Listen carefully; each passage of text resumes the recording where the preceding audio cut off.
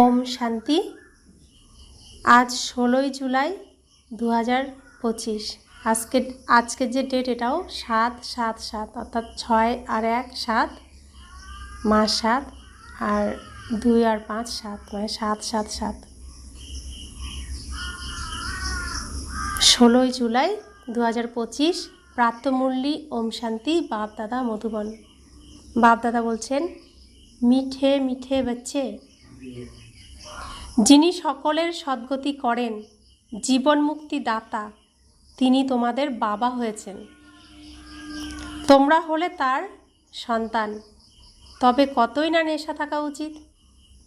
যিনি সকলের সদ্গতি করেন, কি বলেন তিনি? যদা যদা হি ধর্মস্য গ্লানির্ভবতি ভারত। যখন যখন ধর্মের অতিগ্লানি ভারতে হয়, তখন আমি ভারতে আসি। কাদের কাদের উদ্ধার করতে আসেন? সাধু সন্ত দুষ্কৃতী গুরু গোসাই, মানে সবাইকে পরিত্রাণের জন্য তিনি আসেন। তিনি ছাড়া মুক্তি বা জীবন মুক্তি পাওয়া কখনোই সম্ভব নয়। তিনি কে হয়েছেন? আমাদের বাবা হয়েছেন। তিনি এই ধরাধামে এসেছেন তার কার্য সম্পাদন করতে। আমরা তাকে চিনেছি, তিনি আমাদের বাবা, তাই বাবা মেনে নিয়েছি। তাহলে ভগবান আমার বাবা, এখানে তাহলে আমার কোনো অসুবিধা থাকবে? তাকে মন থেকে বাবা মানলে বাবার তো সমস্ত দায়িত্ব না, তিনি এসে গেছেন না, তো আমাদের তো আর কোনো চিন্তা নেই। তো কত নেশা থাকা উচিত। ভগবানকে পিতা রূপে পেয়ে গেছি, চিনে ফেলেছি আমরা। তো তিনি কি বলছেন? আমি যখন আমার পরিচয় দিই, কোটিতে কেউ কেউ আমাকে চেনে, কতিপয় কেউ কেউ চেনে, তাই তো? তো কতিপয়ের মধ্যে আমি একজন পড়েছি, যিনি ভগবানকে চিনেছি, যে এই রাবণ রাজ্যে যিনি নিজের মায়া বলে নিজেকে সৃষ্টি করে তার কার্য সম্পাদন করছেন। আমরা তো চিনে ফেলেছি না? তাহলে ভগবান যখন পিতা, তো আমাদের কোনো চিন্তা নেই, নিশ্চিন্তে থাকতে হবে, সব কিছু তিনি সামলাবেন, আমার আর চিন্তা নেই।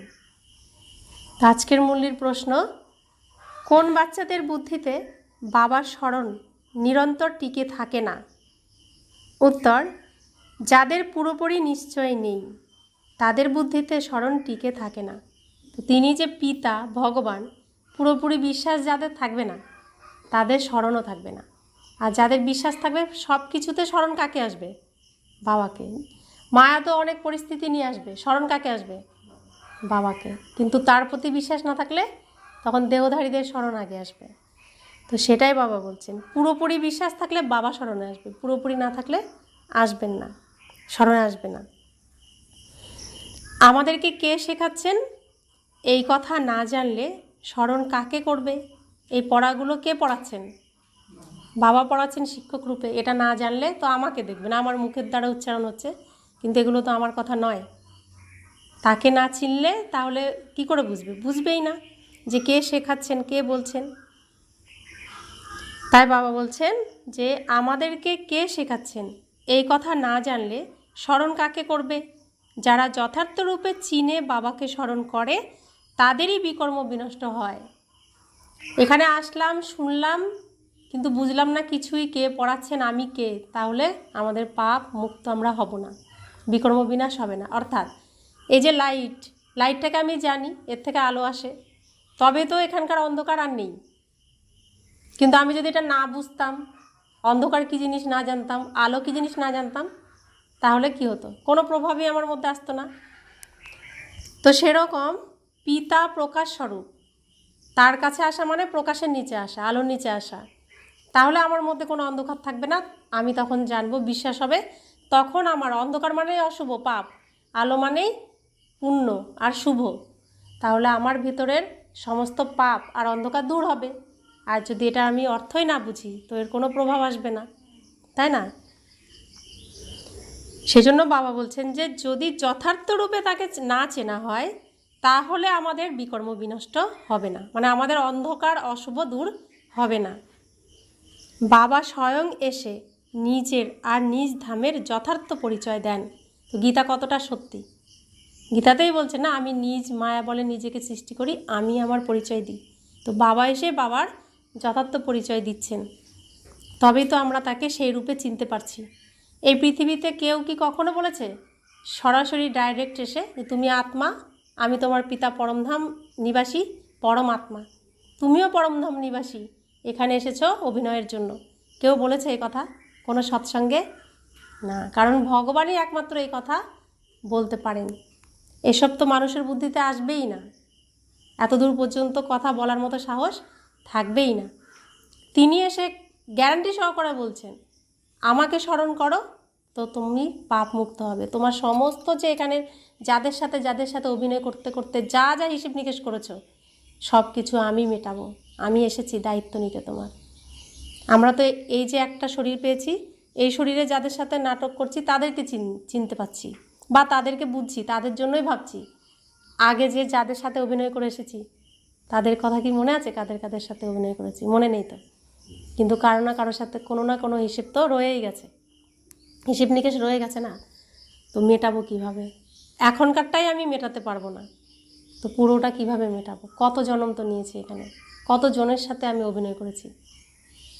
তাহলে সেটা এখন বাবা মেটাতে এসেছেন। যেহেতু এখানে আমাদের আর থাকার সময় নেই, ঘরে ফিরে যেতে হবে, নাটক শেষ, স্টেজ ছেড়ে দিতে হবে। এখন আবার নতুন নাটক শুরু হবে, স্টেজকে রেডি করতে হবে না?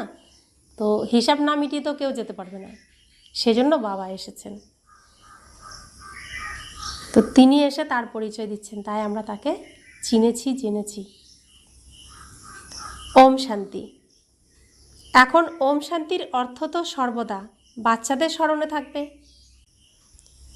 আমরা আত্মা, আমাদের নিবাস হলো কোথায়? নির্বাণধাম, পরমধাম বা মূল বতন, ওটাকে মূল বতন বলা হয় আমাদের বাড়িকে। যদিও ভক্তিমার্গে মানুষ যা পুরুষার্থ করে তবু তাদের জ্ঞান থাকে না কোথায় যেতে হবে, মুক্তি পাবো, মুক্তি পেয়ে কোথায় যাব। এর সঠিক ঠিকানা না জানার কারণে অনেক কিছু বলা হয়েছে, শাস্ত্রে অনেক কিছু বলে দেওয়া হয়েছে, শিবলোক, বিষ্ণুলোক, আরও অনেক অনেক কিছু বলে দেওয়া হয়েছে। কিন্তু আসলে তো বাড়ি তো থাকবে একটা, আমাদের বাড়ি হলো পরমধাম, পরম পিতা পরমাত্মা যেখানে থাকেন সেখানে আমরা আত্মারাও থাকি। তো এই সঠিক ঠিকানা কেউ জানে না। বাবা এসে আমাদের ঠিকানা বলছেন, রাস্তা বানিয়ে দিচ্ছেন যে এই রাস্তা দিয়ে তুমি ঘরে ফিরবে, আর এইভাবে তোমাকে ঘরে ফিরতে হবে। এখান থেকে কিছু তো নিয়ে যেতে পারবো না, যা এখানকার সব এখানে রেখে যেতে হবে, সে মন নিক বা শরীর নিক। মনও যে এখান থেকে নিয়েছে ঈর্ষা, হিংসা, অপমানবোধ, অশান্তি, হতাশা, অনিদ্রা, অনিশ্চিন্ত জীবন, এসবগুলো মনের মধ্যে আছে না? তো এগুলো আমরা নিয়ে যেতে পারবো না। ওখানে হচ্ছে শান্তি, আমরা শান্তি নিয়ে যেতে পারবো, অশান্তি, দুঃখ, কষ্ট আমরা নিয়ে যেতে পারবো না। তাই ভগবান এখানে এসেছেন আমাদেরকে এই সমস্ত থেকে মুক্ত করতে। তো এগুলোর থেকে মুক্ত হয়েই আমরা ঘরে ফিরব। তো মুক্ত হওয়ার রাস্তা তিনি বলে দিচ্ছেন, পদ্ধতি বলে দিচ্ছেন তিনি। তো বাবা বলছেন, ভক্তি মার্গে যখন আমরা ভক্তি করতাম, পুজো অর্চনা করতাম, পুরুষার্থ অর্থাৎ প্রচেষ্টা করতাম মুক্তির, কিন্তু তখন আমাদের জ্ঞান থাকে না যে কোথায় যেতে হবে, কিসে সুখ আছে, দুঃখ কিসে আছে, কিছুই জানা নেই। জপ, তপ, দান, পুণ্য, তীর্থ ইত্যাদি করে সিঁড়ি বেয়ে নিচে নেমে আসে। এখন তোমরা জ্ঞান পেয়েছ, তো ভক্তি বন্ধ হয়ে যায়। কাঁসর ঘণ্টা সেই বাতাবরণ সব বন্ধ। নতুন দুনিয়া ও পুরানো দুনিয়ায় তফাৎ তো আছে, তাই না? পুরনো দুনিয়া কলিযুগে হচ্ছে কি হইচই, আর সেখানে অসুরা তো হইচই করে, আর দেবতাদের দুনিয়ায় কি থাকে? শান্তি, শান্ত। তো দুটোর মধ্যে পার্থক্য। তো আমরা যখন কলিযুগের ভক্ত, অসুরাও তো ভক্ত হয়, তো আমরা তখন কেমন করতাম? জপ, তপ, ধূপ, দীপ, কাঁসর ঘণ্টা, হইচই করে করে আমরা ভগবানকে স্মরণ করছি, তাই না? কিন্তু ভগবান বলছে, আমাকে তো এভাবে প্রাপ্ত করতে পারবে না। বলছে তো, ধূপ, দীপ, নৈবেদ্য, জপ, তপ, তীর্থ, শাস্ত্র আদির দ্বারা আমাকে প্রাপ্ত করা যায় না। তাকে প্রাপ্ত করতে হবে কিভাবে? এগুলো তো স্থূল জিনিস, তিনি তো স্থূলের মধ্যেই নেই, তার তো শরীরই নেই, তো এইসবের প্রভাব তার কাছে পৌঁছাবে না। তাহলে তাকে কিভাবে প্রাপ্ত করা যাবে? জ্ঞান প্রাপ্ত করলে তাকে প্রাপ্ত করার পদ্ধতি জানা যাবে, তাই না? তো যারা খাঁটিভাবে পুজো অর্চনা করেছে, ভক্তি করেছে, খাঁটি যারা, তারাই এই জ্ঞান প্রাপ্ত করবে, অর্থাৎ ভগবান লাভ করবে। ভক্তি তো সবাই করছে দুনিয়ার, একজনও বাদ নেই, প্রায় প্রত্যেকেই করে ভক্তি, কিন্তু খাঁটি ভক্তি কতজন করে? যে খাঁটি ভক্তি করবে সে ভগবান প্রাপ্তিও করবে। আর ভগবান প্রাপ্তি করলে কি প্রাপ্তি করবে? জ্ঞান। জ্ঞানের দ্বারা কি হবে? মুক্তি। আর জ্ঞান পুরোপুরি অর্জন করলে, ধারণ করলে, তাহলে হবে জীবন মুক্তি, অর্থাৎ বৈকুণ্ঠ লাভ। তো সেজন্য বাবা বারবার পরিচয় দেন, বুঝিয়ে দেন যে তোমরা কিভাবে মুক্ত হতে পারবে আর বৈকুণ্ঠে যেতে পারবে, সেই রাস্তা আর সেই পদ্ধতি তিনি বলে দেন।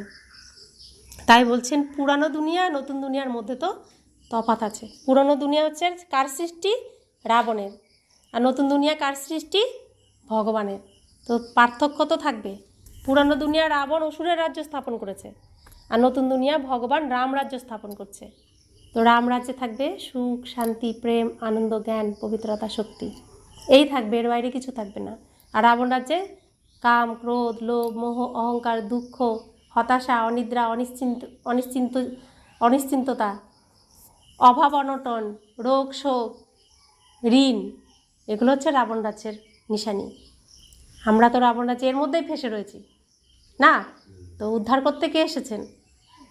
বাবা এসেছেন। তিনি ছাড়া আমরা জানতামই না যে ফেসে রয়েছি, ভাবতাম ওটাই স্বাভাবিক জীবন, নিজেকে তো ভুলে গেছি পুরো, তাই না? তো বাবা বলছেন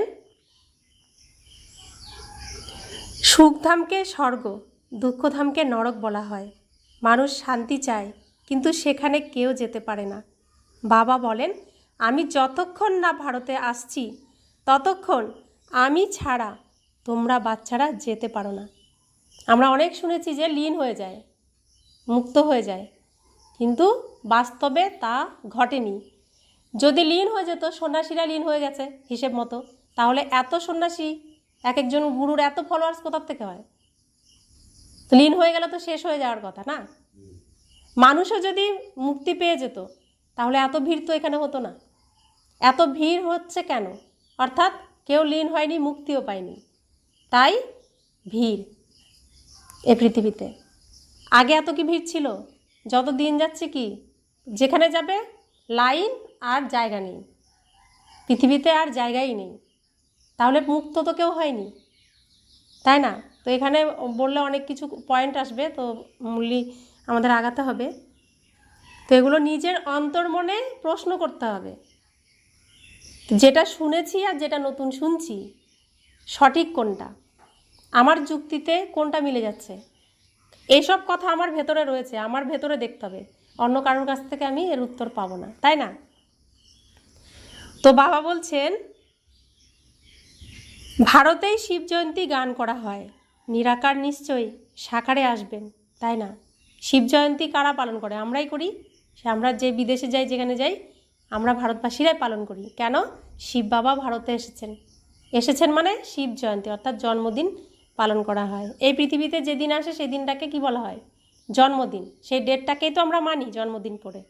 তো বাবাও যেরকম এসেছেন যেদিন, সেই দিনটাকে আমরা জয়ন্তী অর্থাৎ শিব বাবার জন্মদিন হিসেবে পালন করি। শরীর ব্যতীত আত্মা কিছু করতে পারে কি? আত্মা কিন্তু আমাদের এখন এখানেও আছে, শরীর নেই, দেখতে পাচ্ছি কি? পাচ্ছি না। শরীর ছাড়া আত্মার কোনো অস্তিত্ব নেই, আবার আত্মা ছাড়া শরীরের কোনো অস্তিত্ব নেই। অর্থাৎ আত্মা না থাকলে শরীর কী হবে? গাড়ির মতো। এই যে বাইক পড়ে আছে না বাইরে, ড্রাইভার নেই তো কি, ওর মরা পড়ে রয়েছে, ড্রাইভার উঠলে ওটা কি? ড্রাইভার গাড়ি চালালেই তো চলবে। সেরকম আমরাও এর মধ্যে ড্রাইভার বসে আছি, তো এটা চলছে, হাত নাড়ছে, পা নাড়ছে, সব কিছুই করছে। যদি ড্রাইভার না থাকতো কী হতো? পড়ে থাকতো এরকম, তাই না? তার উপরে গাড়ি গেলেও কিছু রেসপন্স থাকবে না তার। পিঁপড়া কামড়ালেও কিছু বলবে না, মশা কামড়ালেও কিছু বলবে না, সাপ গায়ের উপর উঠে গেলেও ভয় পাবে না, কারণ তার মধ্যে কোনো জড় পদার্থ। তা আমাদের শরীর কি জড় পদার্থ না? তাহলে আত্মা শরীর ছাড়া কিছু করতে পারে না। অর্থাৎ পৃথিবীতে এটা হচ্ছে স্টেজে আসতে গেলে অভিনয়ের পোশাক পরেই আসতে হবে, সে ভগবান হোক বা সাধারণ তার সন্তান হোক। প্রত্যেককে ড্রেস না পরে এখানে কেউ আসতে পারবে না। তো ভগবানকে আসতে হলেও তার ড্রেস চাই অভিনয়ের জন্য, তাই না? তাই বাবা বলছেন শরীর ব্যতীত আত্মা তো বিভ্রান্ত হয়ে ঘুরে বেড়ায়, আর শরীর না পেলে আত্মা গাছে গাছে এখানে সেখানে ঘুরে বেড়াবে। অন্য শরীরে প্রবেশ করে, কেউ ভালো কেউ চঞ্চল হয়, একেবারে পাগল করে দেয়। আত্মা কারো শরীরে প্রবেশ করলে কোনো কোনো আত্মা ভালো, তারা ক্ষতি করবে না। কোনো কোনো আত্মা শরীরে প্রবেশ করে পুরো পাগলের মতো করে দেয়, আচরণ পাগলের মতো করে। তো কি বলি আমরা, ভূতে ধরেছে বলি। তা আত্মা প্রবেশ করে যায় না? তা আত্মা এরকম প্রচুর আত্মা এখানেও ঘুরছে, যারা শরীর পায়নি এমন আত্মা, কিন্তু দেখা যায় না। তো বাবা বলছেন আত্মার অবশ্যই শরীর চাই, ঠিক তেমনই পরমপিতা পরমাত্মারও শরীর না থাকলে তিনি ভারতে এসে কি করবেন? ভারতই হলো অবিনাশী ভূখণ্ড। সত্যযুগে একটিমাত্র ভারতখণ্ড থাকে। তো এখন বিনাশ লীলা তো শুরু হয়ে গেছে, অনুভব তো হচ্ছে। শুধুমাত্র ভারত বিনাশ হবে না কখনো, এই ভারতখণ্ড থাকবে। এখানেই দেবী দেবতারা আবার আসবে, এখানেই ভগবান এসেছেন, এখানেই দেবী দেবতা আসবে। আর বাকি সব খণ্ডের বিনাশ হয়ে যাবে, নাম নিশান পর্যন্ত থাকবে না। অর্ধেক সময় শুধু ভারত নাম থাকবে, সম্পূর্ণ পৃথিবীটাই ভারত। সেখানে কারা থাকে? যখন শুধু ভারত থাকে তখন কারা থাকে? দেবী দেবতারা। 33 কোটি দেবী দেবতা বলে না? তো 33 কোটি দেবী দেবতাই হলো ভারতবাসী। আর 33 কোটি দেবী দেবতার জন্য ভগবান পৃথিবীতে এসেছেন। কেন এসেছেন? দেবী দেবতারা ভুলেই গেছে আমরা দেবী দেবতা। নিজেদেরকে কি বলে? হিন্দু। হিন্দু কি জনসংখ্যা কম? তো সবার থেকে কম না? কিন্তু হিন্দুর মতো পাওয়ারফুল নেই। তো রাবণ হিন্দুদের এমনভাবে নাজেহাল করেছে যে তাদের ধর্ম ভুলে গেছে, কর্ম ভুলে গেছে, নিজেকেই ভুলে গেছে। অন্যরা কিন্তু ভোলে না, খ্রিস্টানরাও ভোলে না, বৌদ্ধরাও ভোলে না, ইসলামরাও ভোলে না। কিন্তু আমরা সনাতন ধর্ম, আমাদের ধর্মই ভুলে গেছি, ধর্ম থেকে বহিষ্কার হয়ে গেছি না। তো সেই জন্য ভগবান এসেছেন আমাদের নিজ ধর্মে, নিজ কুলে ফেরানোর জন্য। তাহলে এই ধর্ম কে স্থাপন করছেন? স্বয়ং ভগবান। কার দ্বারা করছেন? শ্রীকৃষ্ণের দ্বারা করছেন। তাহলে আমাদের ধর্ম শ্রেষ্ঠ ধর্ম। তো সেই ধর্মে ফিরে আসতে হবে, তো আমাদের নিজ ধর্মে আসতে হবে না? তো সেখানে ফিরিয়ে আনার জন্যই ভগবান এসেছেন। তিনি কত পরিশ্রম করছেন, আমরা তো কত পরে এসেছি। তিনি কখন জেগে রয়েছেন, আমাদের জন্য অপেক্ষা করছেন কখন থেকে, যে আমার বাচ্চারা আসবে, এদের দ্বারা আমি এই কার্য সম্পাদন করব। অর্থাৎ এই সনাতন ধর্ম স্থাপনার কাজে আমরা কি করছি? সহযোগ দিচ্ছি, অংশগ্রহণ করছি। তো যারা সনাতন ধর্মকে নষ্ট করতে চাইছে তারা কি আমাদের সাহায্য করবে? করবে না। তো তাদের থেকে নিজেকে রক্ষা করে আমাদেরকে এসে এই কার্য গুপ্তভাবে সম্পাদনও করতে হবে। এবং যারা আমাদের ভাইয়েরা, আমরাও যেমন অজ্ঞান হয়েছিলাম, তারাও অজ্ঞান হয়ে রয়েছে, তাদেরকে আমাদের উদ্ধার করে আনতে হবে। তো কত বড় কর্ম এটা! তো সাধারণ রান্নাবাটি খেলার মধ্যে সময় কাটালে এটা কি সম্ভব হবে? হবে না। আমরা তো রান্নাবাটিই খেলছিলাম না। তো আমাদের এত শ্রেষ্ঠ কর্ম করার সুযোগ আমরা পেয়েছি। তো এই শ্রেষ্ঠ কর্ম দ্বারাই আমরা কি করব? বৈকুণ্ঠ লাভ করতে পারবো। অর্থাৎ সনাতন ধর্ম স্থাপন করলে কৃষ্ণ অর্থাৎ শ্রীকৃষ্ণ তো সনাতন ধর্মের কি, তার দ্বারাই তো স্থাপন হচ্ছে। তো তিনিই আসবেন প্রথমে। তো তার কাছে যেতে গেলে এই শ্রেষ্ঠ কর্মে আমাদের সহযোগ দিতে হবে, তবে তো তার কাছে যেতে পারবো। তার মুখের উচ্চারিত কথাকে আমাকে মানতে হবে, তবেই তো তার সমান হতে পারবো, তার গুণ নিতে পারবো। মানতে হবে, করে দেখাতে হবে, শুধু শুনলে হবে না। তো বাবা বলছেন যে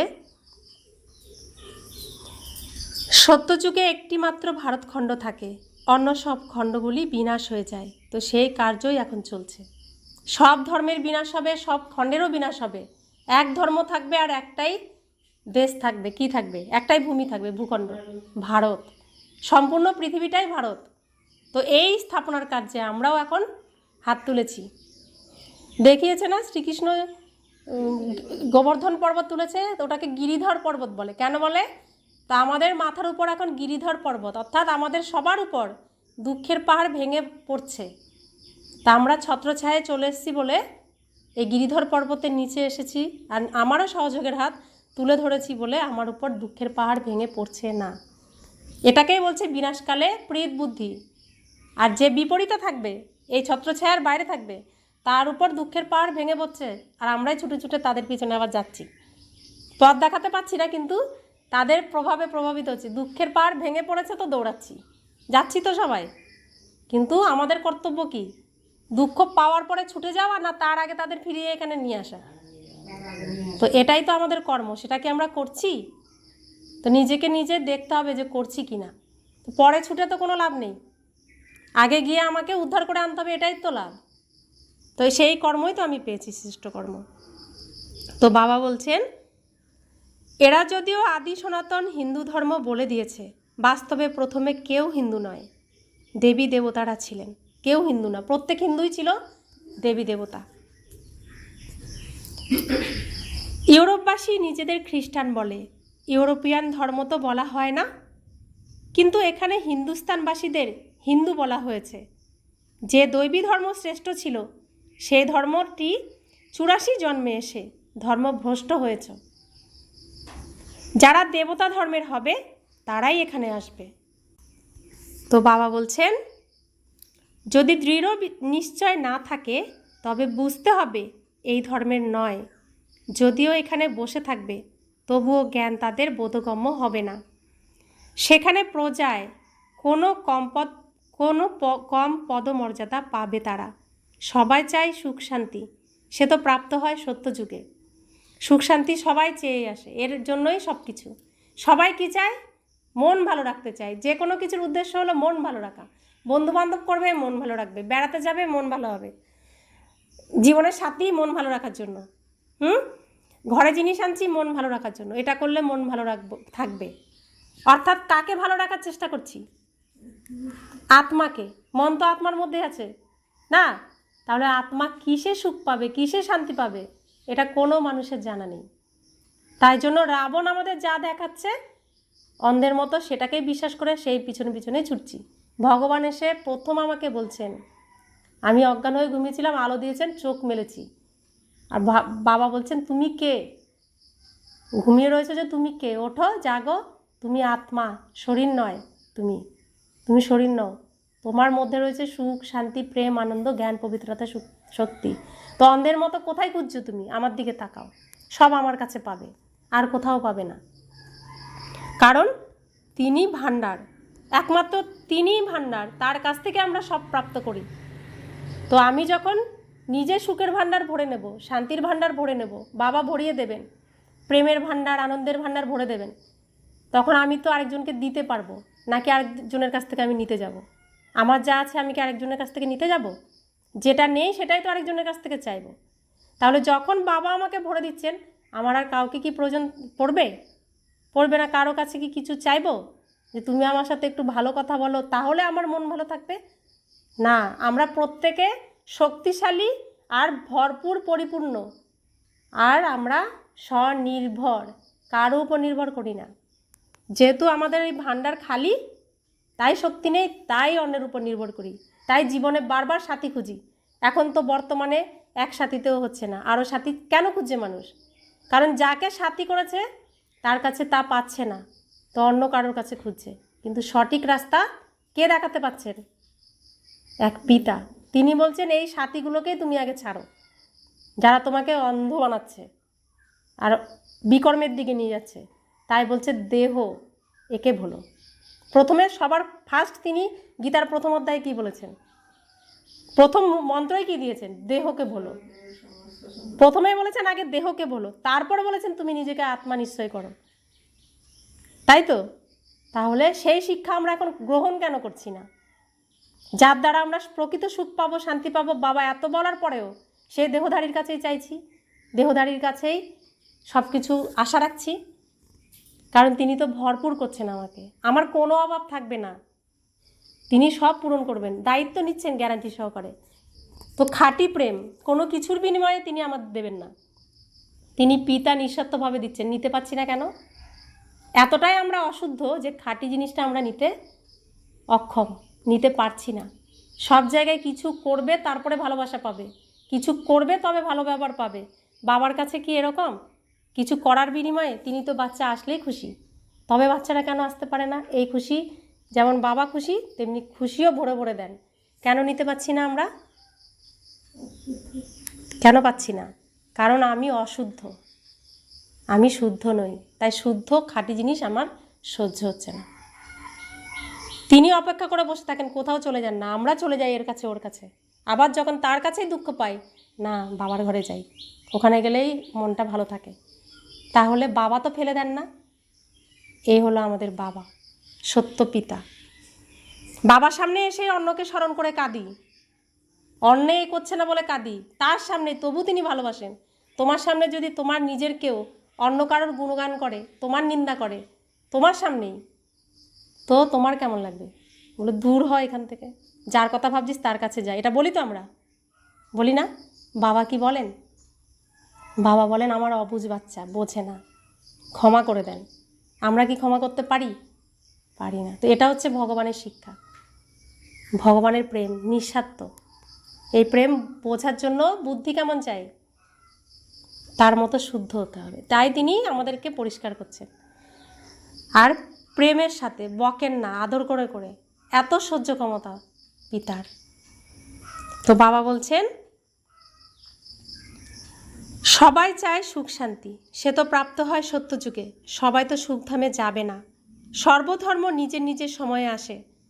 অনেক ধর্ম আছে, বৃক্ষের বৃদ্ধি হতেই থাকে।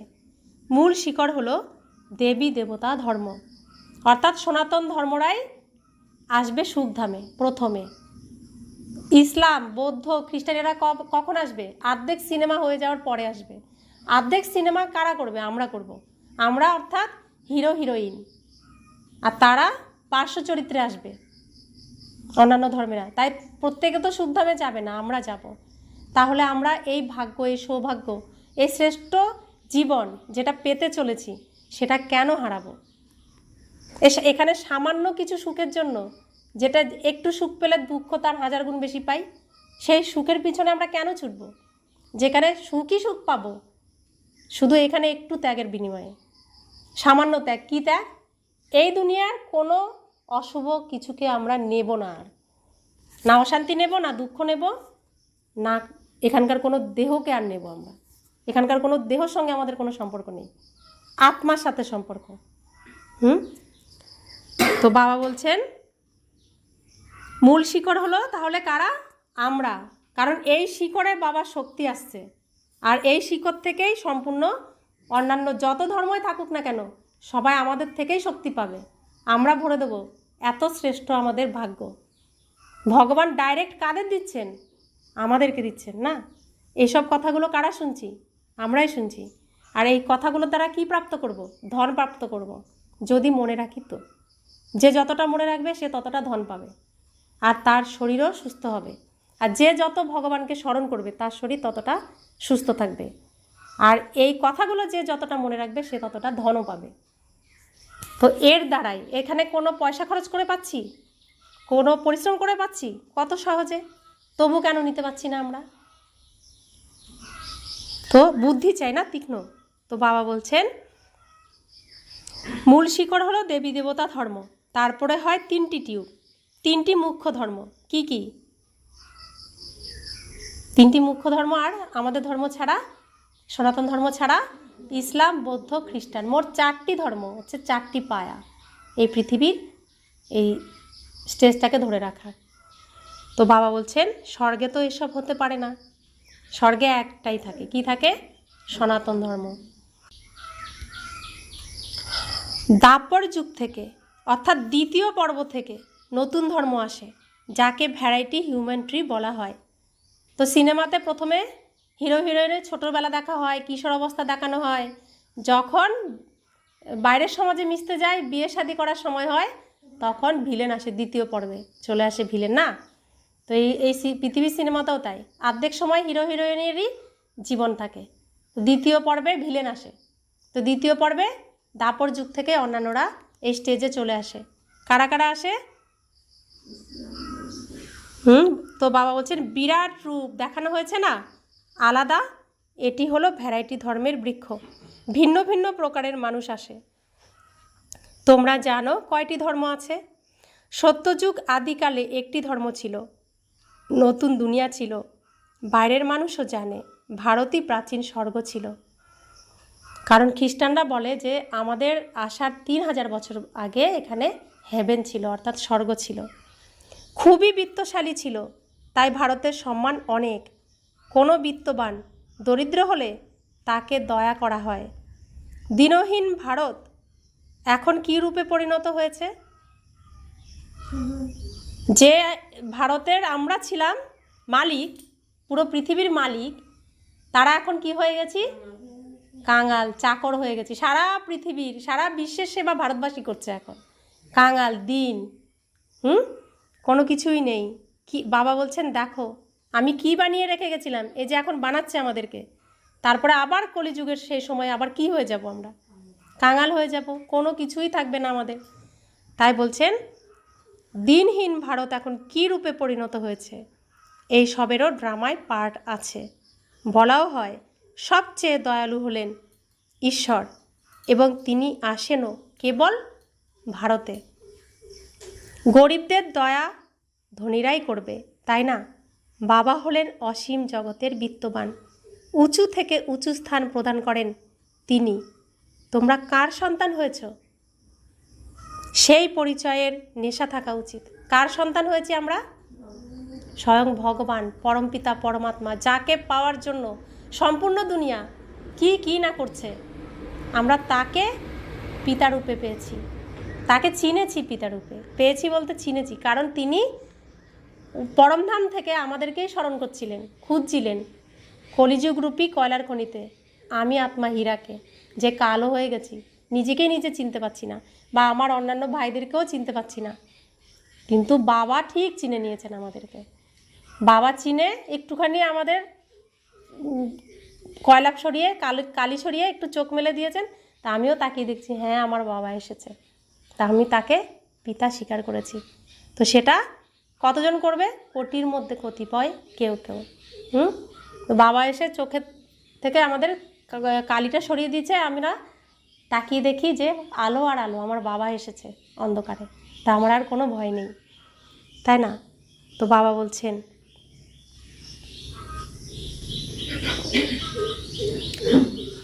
পরমপিতা পরমাত্মা শিবের আমরা সন্তান, একেই জীবন মুক্তি দাতা, সদ্গতি দাতা বলা হয়। জীবন মুক্তি সর্বপ্রথমে সত্যযুগে হয়। এখানে তো হলো জীবন বন্ধ। সত্যযুগে কেউ কারোর কাছে খাবার চাইবে না, পোশাক আদি চাইবে না, ওখানে কেউ চায় না কারোর কাছে কিছু। কেন চায় না?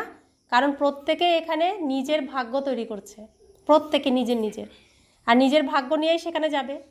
তো প্রত্যেকেরই ভরপুর সব কিছু, চায় না। তাই জীবন থাকে মুক্ত। একটাই পরিবার থেকে, কোথাও গেলে কাউকে কৈফিয়ত দিতে হয় না, কিছু ধরলে কাউকে বলতে হয় না, নিজের ঘরের জিনিস না সব কিছু। সেজন্য সেখানে জীবন হাসি খুশিতে ভরা থাকে। যেমন আমাদের পরিবারে ঘরে যা ধরবো কেউ কিছু বলবে? নিজের ঘরে স্বাধীনভাবে, কিন্তু পাশে আরেক ঘরে গিয়ে জিজ্ঞেস করতে হবে, আসবো ঘরে জিজ্ঞেস করতে হবে, তাই না? এটা কি নেব জিজ্ঞেস করতে হবে প্রত্যেক কিছুতে, তাই না? তো সেই জন্য আমরা কি করি এই পৃথিবীতে?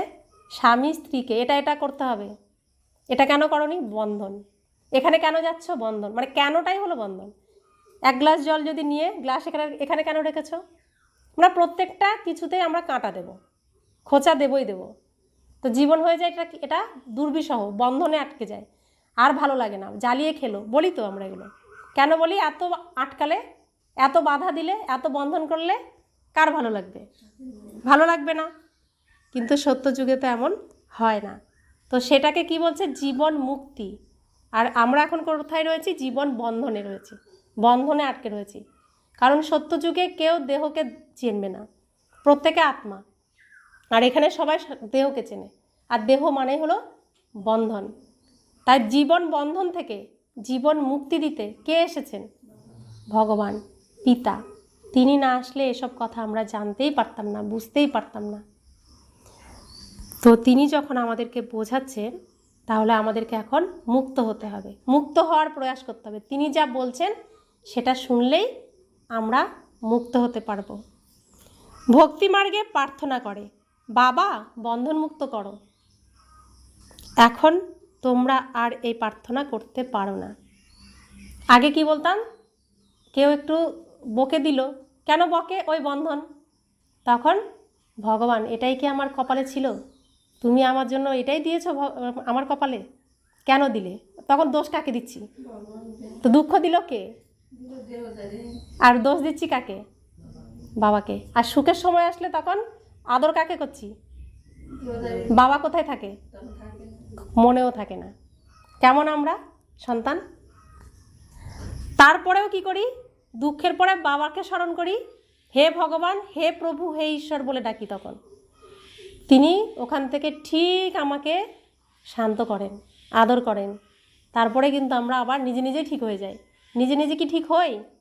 তিনি অদৃশ্য থেকেও আমাদের ভালোবাসেন, আদর করেন, তো নিজে নিজে ঠিক হয়ে যায়। আবার যে দুঃখ দিল তাকে আবার ডেকে বলি, খেতে বসো, ঘরে এসো, ডাকি তো। তাহলে সেই ভগবানকে কি ডাকছি? ভুলে যাচ্ছি, তার কথা শুনছিও না তখন আর। তো আমরা হচ্ছি এরকম, কলিযুগে আমরা এমনই হয়ে গেছি। কারণ অসুররা এমনই হয়, বেঈমান হয়। কিন্তু এখন তো আমরা আর অসুর নই। এখন আসরিক গুণগুলোকে আমরা কি করছি? মুছে ফেলছি, পরিষ্কার একদম।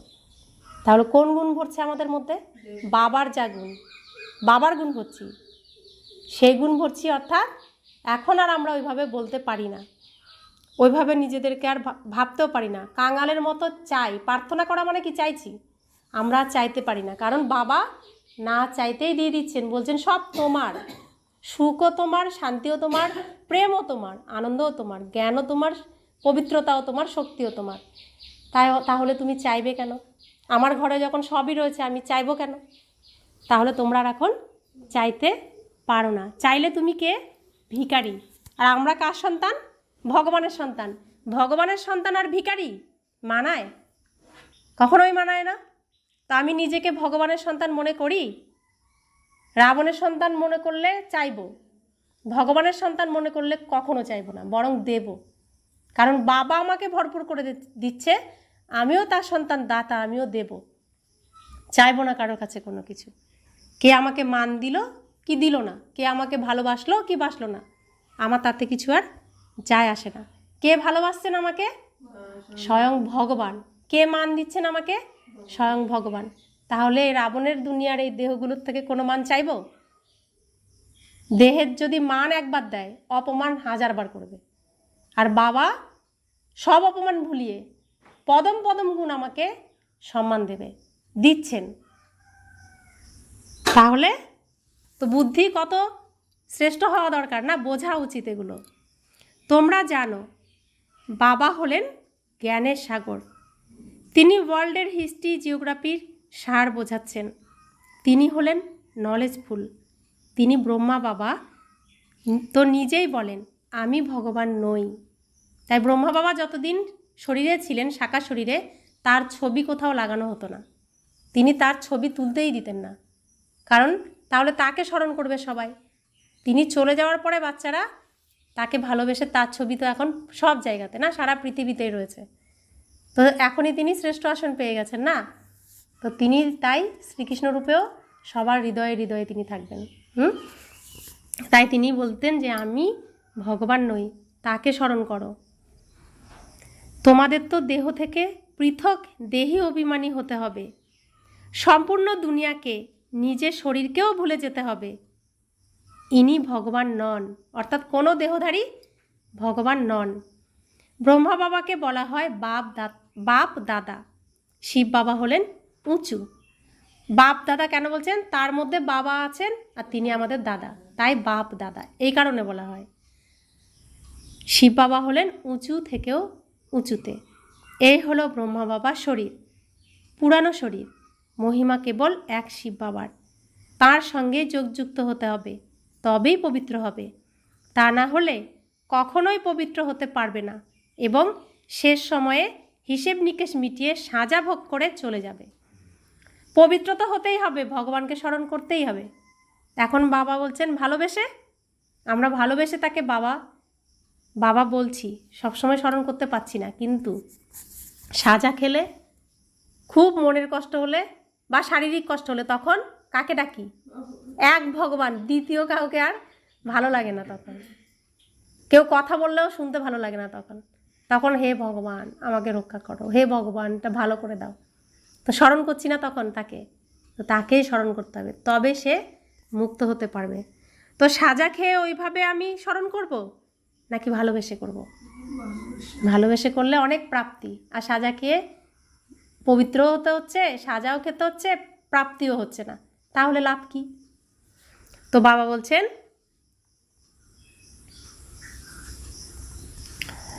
ভক্তি মার্গে আমি সেই আমি এই মন্ত্রটি শুনেছ। অর্থাৎ আমি সেই আমি কে? সেখানে কি বলে দিয়েছে? পরমাত্মাই পরমাত্মা, মানে আমি পরমাত্মা, আমি আত্মা। অর্থাৎ সেই আমি অর্থাৎ কে? আমি সত্যযুগে সেই দেবী দেবতা ছিলাম, আমি দাপর যুগে মধ্যভাগে এসে পূজারী হয়ে গেছিলাম, আমি এখন ব্রাহ্মণ হয়েছি। তো আমি সেই আমি, এটার অর্থ হলো এই। তো বাবা বলছেন, আমরা আত্মারা পরমপিতা পরমাত্মা, সেই আমরা আত্মা, এই ভুল মন্ত্রটি পরমাত্মার বিপরীত দিকে নিয়ে যায়। এটা করিয়ে দিয়েছে কে? রাবণ, বিশাল ক্রিটিক্যাল বুদ্ধি। বাবা বলেন, বাচ্চারা, যে পরমাত্মা সে আত্মাই আমরা বলাটা একেবারেই ভুল। তা আমি কি পরমাত্মা, আমি কি বাবা হতে পারি? আমরা তো লৌকিক সংসারের থেকে এসেছি অনেকেই, তাহলে সেখানে বাবা কি সন্তান হতে পারে? তাহলে এখানেও তাই, বাবা সন্তান হতে পারে না, বাবা বাবাই, পরমাত্মা পরমাত্মাই। তো বাবা বলছেন, বাচ্চারা, এখন তোমাদের বর্ণের রহস্য বোঝানো হয়েছে। আমরা সেই ব্রাহ্মণ, পরে আমরাই দেবতায় পরিণত হওয়ার পুরুষার্থ করি, তারপরে আমরা সেই দেবতা হয়ে ক্ষত্রিয় বর্ণে আসব। অন্যরা কেউ কি জানে আমরা কিভাবে 84 জন্মগ্রহণ করি? আমরা ব্রাহ্মণ হয়েছি, এরপর দেবতা হব, দেবতার থেকে আবার ক্ষত্রিয় হব, ক্ষত্রিয়র থেকে বৈশ্য, শূদ্র, শূদ্র তারপরে আবার ব্রাহ্মণ, আবার দেবতা। তো এই চক্র এভাবে ঘুরতেই থাকে। তো ব্রাহ্মণ থেকে দেবতা, দেবতা থেকে আবার শূদ্র হতে কতটা চরিত্র পাই আমরা? এ পুরো সিনেমাটা ঘুরতে 84টা চরিত্র পাই, হায়েস্ট 84টা চরিত্রে এখানে অভিনয় করা যায়। তো বাবা বলছেন, আমরা কিভাবে 84 জন্ম গ্রহণ করি, কোন কুলে জন্ম হয়, তোমরা এখন বুঝেছ। আমরা ব্রাহ্মণ, বাবা তো ব্রাহ্মণ নন, তোমরাই এই বর্ণে আসো। তো ভগবান কখনো কোনো বর্ণেই আসেন না, আমরাই সমস্ত বর্ণগুলোকে পার করি। এখন ব্রাহ্মণ ধর্মে দীক্ষিত হয়েছ, শিব বাবা দ্বারা প্রজাপিতা ব্রহ্মার সন্তান হয়েছ, এই কথাও জানো। নিরাকারী আত্মারা হলো প্রকৃত রূপে ঈশ্বরীয় কুলের, নিরাকারী জগতের নিবাসী, পরে সাকারী দুনিয়ায় পার্ট প্লে করতে আসে, পার্ট প্লে করতে আসতে হয়। সেখান থেকে এসে আমরা দেবতা কুলে 8 জন্ম নিয়ে ক্ষত্রিয় কুলে, বৈশ্য কুলে আসি। দেবতা কুলেরটাই বাবা বলেন, দেবতা কুলে 8 জন্ম নিই, তারপরে ক্ষত্রিয়, তারপরে বৈশ্য কুলে আসি। বাবা বোঝান, তোমরা এতগুলি জন্ম দৈবী কুলে নিয়েছ, তারপরে এতগুলি জন্ম ক্ষত্রিয় কুলে নিয়েছ, এই হলো 84 জন্মের চক্র। তোমরা ছাড়া এই জ্ঞান আর কেউ প্রাপ্ত করে না। যারা এই ধর্মের হবে তারাই এখানে আসবে। রাজধানী স্থাপন হচ্ছে, কেউ রাজা রানী, কেউ প্রজা হবে। Suryavanshi Lakshminarayan the first, second, third, 8টি বংশ চলে। তারপরে ক্ষত্রিয় ধর্মেও ফার্স্ট, সেকেন্ড, থার্ড এমনভাবে চলে। এইসব কথা বাবা বোঝান। তো এই রেওয়াজ দাপর যুগেও এসেছে, আমরা ইতিহাসে জানি। প্রথম বিক্রমাদিত্য, দ্বিতীয় বিক্রমাদিত্য, এরকম বংশ পরম্পরা চলে। প্রথম চন্দ্রগুপ্ত, এরকমভাবে চলে, ফার্স্ট, সেকেন্ড, থার্ড এরকম। তো বাবা বলছেন যে যখন জ্ঞানের সাগর আসেন তখন ভক্তি শেষ হয়, রাত শেষ হয়ে দিন হয়। সেখানে কোনো রকমের ধাক্কাধাক্কি থাকে না, থাকে শুধু আরাম, কোনো ঝামেলা নেই। এও ড্রামায় নির্দিষ্ট আছে। তো ভক্তি হলো রাত, ভক্তি শেষ হচ্ছে এখন ভোরবেলা, এখন হবে দিন। তো দিনের এই ভোরবেলা কে এসেছেন? বাবা এসেছেন সবাইকে জাগাতে। দিনে ধাক্কাধাক্কি হয় না, রাতে ধাক্কাধাক্কি হচ্ছে না, একে অপরকে শুধু ধাক্কাধাক্কিই দিচ্ছে আমরা। আর দিনে কি হয়? আরামই আরাম। সত্যযুগ ত্রেতাতে আরামই আরাম। কোনো ঝামেলা থাকে না। এটাও এই নাটকে, এই পৃথিবীর নাটকে সিন নির্দিষ্ট। ভক্তির সময়কালেই বাবা আসেন। সবাইকে অবশ্যই ফিরে যেতে হবে, তারপরে নামবে নম্বর অনুসারে। ফিরে সবাই যাব, স্টেজে কিভাবে আসব? নম্বর অনুসারে। নম্বর অনুসার অর্থাৎ এই জ্ঞান যে যেমনভাবে গ্রহণ করতে পেরেছে সেই অনুযায়ী স্টেজে আসবে। এর উপর নির্ভর করছে, যেহেতু অন্যান্য ধর্মাবলম্বীরা এই জ্ঞান প্রাপ্ত করছে না বা পড়ে না, জানে না, তারা কত দেরিতে আসছে, তাই না? তা আমাদের মধ্যেও যে যেমন গ্রহণ করবে সেই অনুযায়ী স্টেজে আসবে।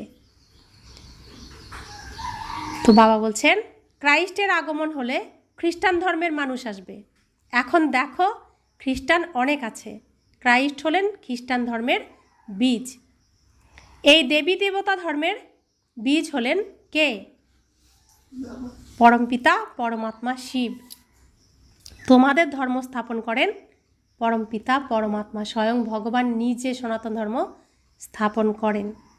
তোমাদের ব্রাহ্মণ ধর্ম কে এনেছে? বাবা দত্তক নিয়েছেন, অর্থাৎ ব্রাহ্মণ ধর্ম হলো তার চেয়ে ছোট, দেবী দেবতা ধর্ম থেকেও ছোট। তো এখন এই ধর্মকে আমাদেরকে কে এরকম বানিয়েছেন? বাবা এসে, শিব বাবা এসে না, দত্তক নিয়েছেন আমাদেরকে। ব্রাহ্মণদের শিখা বলা হয়, অর্থাৎ একদম সবার উপরে ব্রাহ্মণ থাকে, এর জন্য ব্রাহ্মণদের টিকি রাখা হয় স্থূল রূপে। এ হলো চিহ্ন, শিখা, তার নিচে এলে শরীর বৃদ্ধি পায়। এইসব কথা বাবা বসে বোঝান। পিতা যিনি হলেন কল্যাণকারী, তিনি এসে ভারতের কল্যাণ করেন। সবচেয়ে বেশি কল্যাণ তো তোমাদের অর্থাৎ বাচ্চাদের করেন। সব কল্যাণ আমাদেরই করেন, আমরা পরে অন্যান্যদের কল্যাণ করি। তা আমাদের উপরই কি হয়? সম্পূর্ণ পৃথিবীটা আমাদের উপরে নির্ভর করে। এই মনুষ্য সৃষ্টির কল্পবৃক্ষ সম্পূর্ণটাই আমাদের উপর নির্ভর করছে। তো আমরা এক একটা শিকড় শক্তিশালী, তবেই তো বাবার সমস্ত খাজানা এই বৃক্ষে প্রেরণ করতে পারবো না? কত বড় দায়িত্ব আমাদের। তো বাবা বলছেন, তোমরা কি থেকে কি রূপে পরিণত হও? কি ছিলাম আর কি রূপে পরিণত হচ্ছি? ছিলাম পুরো অসুর, শূদ্র। বাবা অসুর নাম উচ্চারণ করেন না, শূদ্র ছিলাম, শুধু দুঃখই দিতাম একে অপরকে। এখন বাবা কি করলেন? আমরা ছিলাম কাঁটা, খোঁচা লাগাতাম, এখন হলাম ফুল। ফুল এখন সুবাস দিতে হবে, আর ফুলই হলো দেবী দেবতা। ফুল হলেই দেবী দেবতা হতে পারবো। তোমরা অমর লোকের মালিক হও। এখনই তোমরা কাম বিকারকে জয় করো, সেখানে অকালে মৃত্যু হয় না, মরণের কথা নেই। সত্যযুগে মরণ শব্দটাই নেই।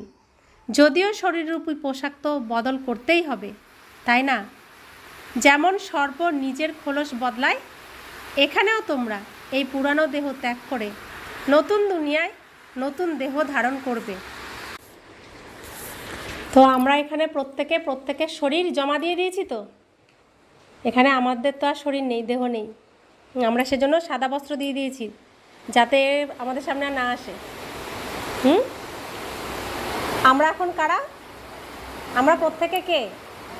আত্মা, দেহধারী নই। তো আমরা প্রত্যেকে নিজের দেহকে কি করেছি? শুদ্ধ বস্ত্র দিয়ে ঢেকে দিয়েছি। নিজেকে আর দেহ মনে করব না। আমি এখন আত্মা, যেটুকু টাইম এখানে আছি আত্মা। আত্মাকেই শুদ্ধ করব, আত্মাকেই পবিত্র করব, আত্মাকেই সাজাবো, আর ফিরব পরমধাম আমার বাড়িতে। সেই এখন আমাদের নিজেকে ফেরার জন্য তৈরি করতে হবে। তো বাবা বলছেন,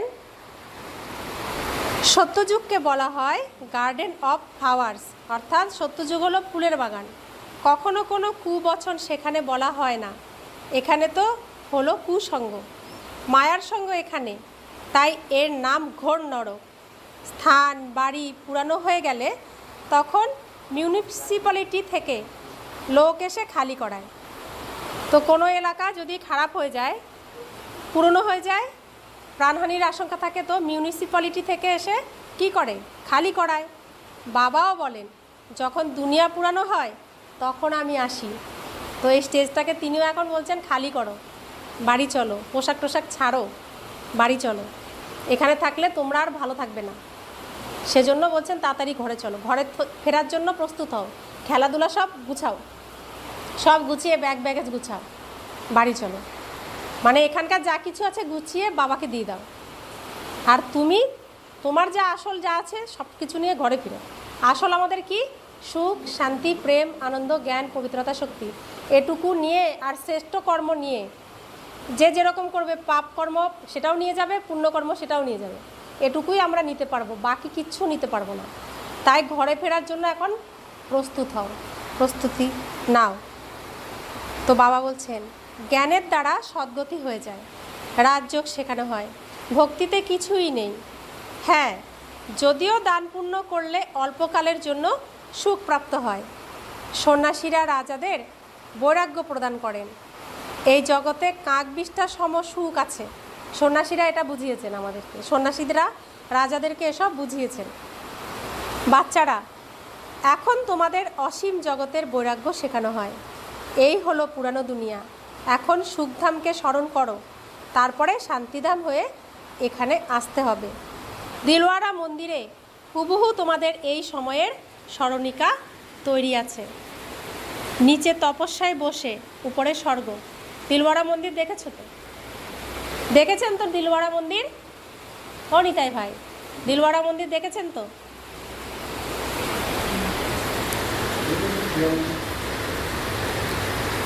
তো বাবা বলছেন মানুষ মরলে বলা হয় স্বর্গে গেছে, স্বর্গ উপরে আছে, কিন্তু উপরেতে কিছুই নেই। ভারতই স্বর্গ, ভারতই নরক, এটাই স্বর্গ, এটাই নরক। এই মন্দিরটি হলো সম্পূর্ণ স্মরণিকা। এই মন্দির ইত্যাদি সব পরে তৈরি হয়। স্বর্গে ভক্তি থাকে না, সেখানে তো থাকে শুধু সুখ আর সুখ। বাবা এসে সব রহস্য বুঝিয়ে দেন। অন্য সব আত্মাদের নাম পরিবর্তন হয়, শিবের নাম পরিবর্তন হয় না। আমাদের সবার নাম কি হয়? এখন এই শরীরে আছি তো শরীরের একটা নাম, আবার যখন এই শরীর ছেড়ে আরেকটা শরীরে যাব তখন আরেকটা নাম পড়বে। কিন্তু বাবার কখনো নাম পরিবর্তন হয় না, কারণ তার দেহ নেই, তাই তার পরিবর্তনও হয় না। একটাই নাম, কি নাম তার? শিব। তো বাবা বলছেন তার নিজস্ব শরীরই নেই, শরীর ছাড়া পড়াবেন কিভাবে? প্রেরণা দ্বারা পড়ানো কোনো ব্যাপারই নেই। প্রেরণা অর্থাৎ আত্মা এসে ফিসফিস মনে মনে বলছে। আমরা মনে মনে কথা বললে অন্যরা বুঝবে? তো বাবা মনে মনে বললে বুঝবে? মনে মনে কথা কে বলে? আত্মা বলে। আত্মার কথা কেউ শুনবে না। মনে মনে কথা বলি তো, তো সেই কথাটা কে বলে? আত্মা বলে। যখন মুখের দ্বারা উচ্চারণ করি, এটা হলো মাইকের কাজ করে, তখন শোনা যায়। তো শিব বাবা এসেও মনে মনে বলছেন, আমরা শুনতে পাচ্ছি? শুনতে পাচ্ছি না। তো তারও তো এই মাইকটা চাই, তো এই মাইকটা তো তাকে ধার করতে হবে, তার তো নিজের নেই।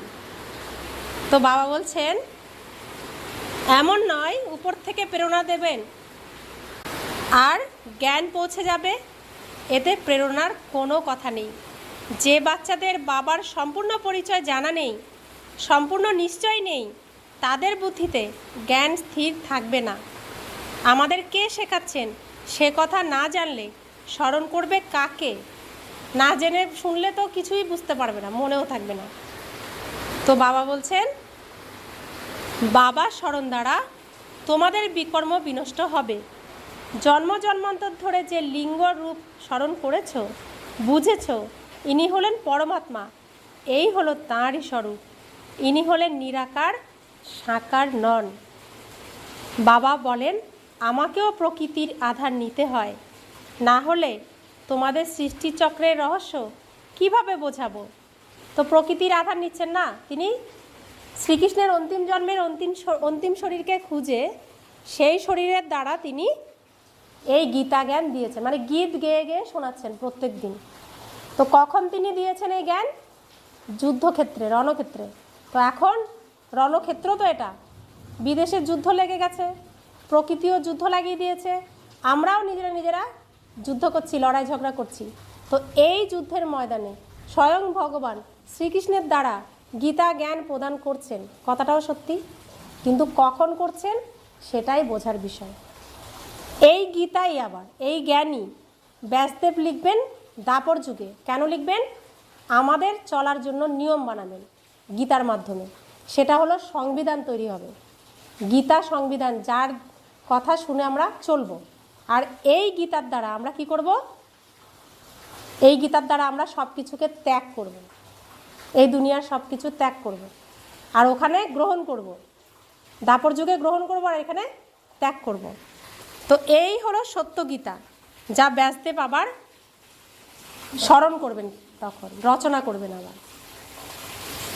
তাহলে ভাবুন, যা এতদিন শুনে এসছেন তা প্র্যাকটিক্যালে পাচ্ছি আমরা, কত শ্রেষ্ঠ ভাগ্য আমাদের, যে এটা এতদিন যা শুনতাম তা কল্পনাতেও ভাবিনি আমরা সেটা প্র্যাকটিক্যালে করব, আমরা করছি সেটা, তাই না? তো আমরা প্রত্যেকে কি হলাম? অর্জুন, কারণ শ্রীকৃষ্ণের দ্বারা আবার আমরা পাচ্ছি। শ্রীকৃষ্ণ তো তার সাথে সাথে আরও জন হলো অর্জুন, যারা অর্জন করছি এই জ্ঞান। তা আমরা এই রণক্ষেত্রে অর্জুন, শ্রীকৃষ্ণের দ্বারা শুনছি না, শ্রীকৃষ্ণের মুখের দ্বারাই তো শুনছি। এই কথাগুলো তো শ্রীকৃষ্ণের মুখের দ্বারাই উচ্চারণ হয়েছে, ভগবান উচ্চারণ করেছেন, আর তার থেকে আবার কারা শুনছে? আমরা শুনছি। তো যুদ্ধক্ষেত্রে কি দেখাচ্ছে? যে 5টা ঘোড়া, অর্থাৎ এই 5 ঘোড়া কি? কাম, ক্রোধ, লোভ, মোহ, অহংকার। তো এই ব্রহ্মা বাবা কি শেখাচ্ছেন? এই 5টা ঘোড়াকে লাগাম দেওয়া শেখাচ্ছেন না? তো তিনি লাগাম নিয়ে হাতে রেখে দিয়েছেন, আর বাকিটা আবার আমাদের শেখাচ্ছেন তোমাদেরও এইভাবে লাগাম লাগাতে হবে এই 5 বিকারের উপরে। তো এই 5 বিকারকেই ঘোড়া রূপে দেখানো হয়েছে। দেখুন, ছবি এঁকে দিলাম গীতার পুরো। এটা প্র্যাকটিক্যালি আমরা করছি। তো আমরা যা এখন প্র্যাকটিক্যালি করছি এটাই আবার বর্ণনা করা হবে মহাভারতে, শাস্ত্রের মধ্যে, শাস্ত্র তৈরি হবে তখন। তো বাবা বলছেন এই হলো রুহানি নলেজ, অর্থাৎ আত্মিক জ্ঞান। এই কথাগুলো পরমাত্মা কাদেরকে শোনাচ্ছেন? আত্মাদেরকে শোনাচ্ছেন, কোনো দেহধারীকে কিন্তু শোনাচ্ছেন না। আমরা এখানে কি হয়ে বসেছি? আত্মা হয়ে বসেছি। তো পরমাত্মা আত্মাদেরকে শোনাচ্ছেন, আত্মিক জ্ঞান দিচ্ছেন আত্মাকে শক্তিশালী করার জন্য। তো বাবা বলছেন আত্মাদেরই এই নলেজ প্রাপ্ত হয়। এই নলেজ একমাত্র বাবাই প্রদান করেন। পুনর্জন্ম তো নিতেই হয়। সব আত্মারূপী অ্যাক্টরদের নিজের নিজের পার্ট রয়েছে। নির্বাণ ধামে কেউ যেতে পারে না, কারো মোক্ষ লাভ হয় না। যে 1 নম্বরে বিশ্বের মালিক হন তাকেই 84 জন্মে আসতে হয়। তো 1 নম্বরে বিশ্বের মালিক কে? 1 নম্বরে বিশ্বের মালিক শ্রীকৃষ্ণ।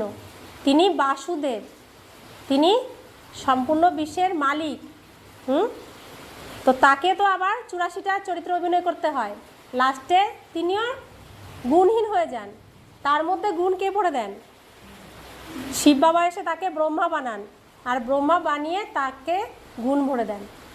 সেই গুণের দ্বারা তিনি আবার সত্যযুগে শ্রীকৃষ্ণ হয়ে আসেন। তো এটাই চক্র।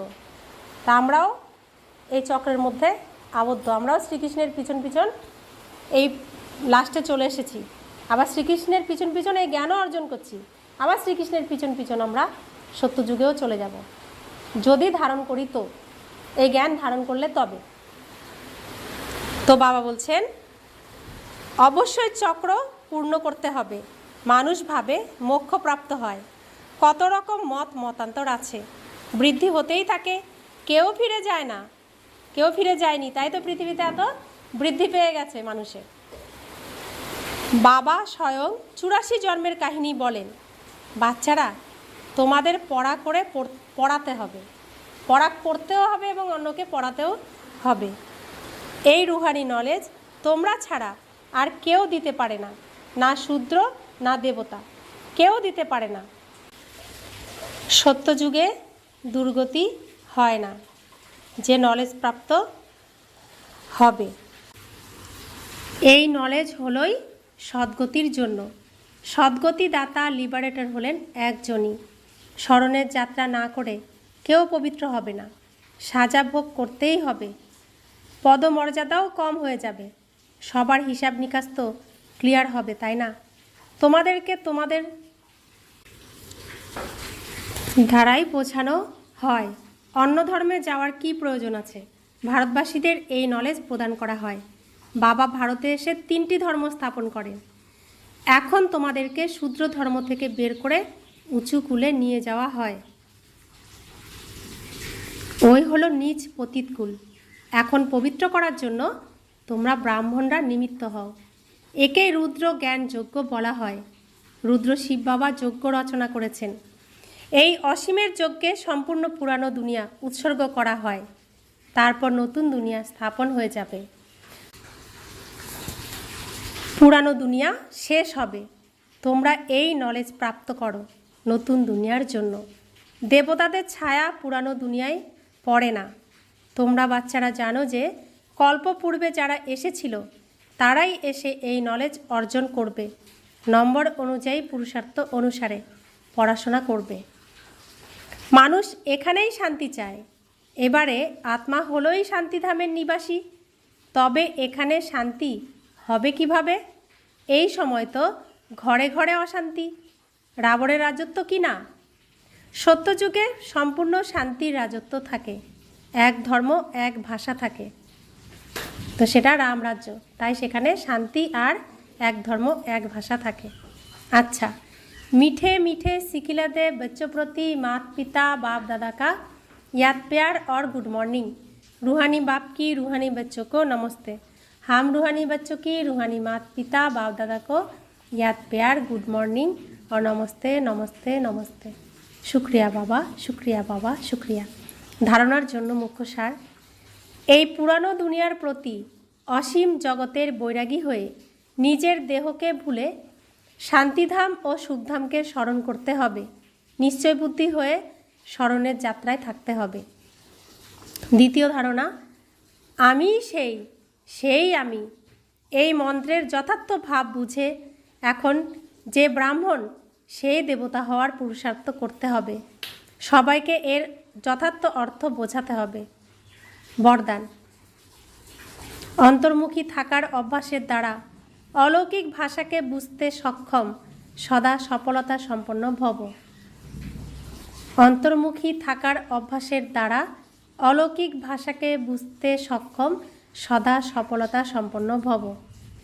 তোমরা বাচ্চারা যেমন যেমন অন্তর্মুখী সুইট সাইলেন্স স্বরূপে স্থিত হতে থাকবে, ততই নয়নের ভাষা, ভাবনার ভাষা আর সংকল্পের ভাষাকে সহজেই বুঝতে পারবে। এই তিন প্রকারের ভাষা আত্মিক যোগী জীবনের ভাষা। এই অলৌকিক ভাষা অতীব শক্তিশালী। সময় অনুসারে এই তিন ভাষার দ্বারাই সহজে সফলতা প্রাপ্ত হবে। সেই জন্যই এখন এই আত্মিক ভাষার অভ্যাস গড়ে তোলো। তো কথা কিভাবে বলতে হবে? একদম নয়নের ভাষা, ভাবের ভাষা আর সংকল্পের ভাষা ক্যাচ করতে হবে একে অপরের। সত্যযুগে এভাবেই আমরা থাকব। স্লোগান, তোমরা এতটাই হালকা হয়ে যাও যাতে বাবা তোমাদের নিজের চোখের পাতায় বসিয়ে সাথে করে নিয়ে যেতে পারেন। হালকা হতে গেলে কি করতে হবে? নিজের দেহটাকেও ছাড়তে হবে। আর আমরা এখন কী কী নিয়ে রেখেছি কাঁধে, কোলে, হাতে, পায়ের মধ্যে? সব দেহধারীদেরকে বসিয়ে রেখেছি। বাবা নিয়ে যাবেন। হালকা হলে নিজের দেহকেও ছাড়লে আর তারপরেও আরও ছাড়তে হবে। দেহকেও ছাড়লাম আর আত্মার খারাপ অবগুণগুলোকেও ছাড়তে হবে। সেগুলো থাকলেও ভারী, তো নিয়ে যেতে পারবে না, সেগুলোকেও ছাড়তে হবে। তাহলে আর আমরা এখন কোন লেভেলে রয়েছি? দেহকে ভুলেছি, দেহের সম্বন্ধ সম্পর্ককে কি ভুলেছি? নিজের ভিতরে তাহলে আত্মাকে আর কতটা পরিষ্কার করতে পারবো যদি এগুলোই আগে পরিষ্কার না করতে পারি? তো এখন সবাই বুঝে বুঝে নিজের জন্য নিজেই কি করবে না করবে বুঝতে তো নিশ্চয়ই সকলেই পাচ্ছি আমরা। তো বাবা বলছেন যে অব্যক্ত ইশারা দিচ্ছেন, সংকল্প শক্তি জমা করে শ্রেষ্ঠ সেবার নিমিত্ত হও। বর্তমান সময়ে বিশ্ব কল্যাণ করার সহজ সাধন হলো নিজের শ্রেষ্ঠ সংকল্প একাগ্র করা। শুধুমাত্র এইভাবে তোমরা সকল আত্মার বিচরণশীল বুদ্ধিকে স্থির করতে পারবে। বিশ্বের সব আত্মাই বিশেষভাবে চায় যে তাদের বিচরণশীল বুদ্ধি স্থির হোক এবং মনের চঞ্চলতা থেকে একাগ্র হোক। এর জন্য একাগ্রতা অর্থাৎ সব সময় এক বাবা, দ্বিতীয় কেউ নেই, এই স্মৃতির একরস স্থিতিতে স্থির হওয়ার বিশেষ অভ্যাস করো। এক বাবা, দ্বিতীয় কেউ নয়, এটাই অভ্যাস করতে হবে নিরন্তর। বহুকালের অভ্যাসের দ্বারা এককালে এসে আমরা স্থির হতে পারবো। এটা একদিনের জিনিস নয়, একদিনে হবেও না। অভ্যাস, প্র্যাকটিস প্রয়োজন। ওম শান্তি।